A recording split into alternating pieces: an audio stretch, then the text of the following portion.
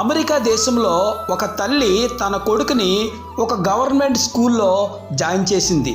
ఆ ప్రిన్సిపాల్ ఆ కుర్రోడికి ఒక లెటర్ ఇచ్చి ఈ లెటర్ తీసుకెళ్లి మీ అమ్మకి ఇమ్మని చెప్పింది. ఆ లెటర్లో మీ అబ్బాయి చాలా తెలివి తక్కువవాడు, మీ అబ్బాయికి టీచ్ చేయడానికి మా స్కూల్లో టీచర్లు ఎవరు కూడా టీచ్ చేయలేకపోతున్నారు, కాబట్టి వేరే స్కూల్లో జాయిన్ చేయించుకో అని చెప్పి ఉంది ఆ లెటర్లో. ఆ తల్లి చాలా బాధపడింది. కుర్రవాడు ఆ లెటర్లో ఏముందని తల్లిని అడిగితే, తల్లి నువ్వు చాలా తెలివైన వాడు అని మీ ప్రిన్సిపాల్ చెప్పింది, అక్కడ టీచర్స్ ఎవరు నీకు టీచ్ చేయలేరంట, కాబట్టి నేనే నీకు టీచ్ చేస్తానని చెప్పింది.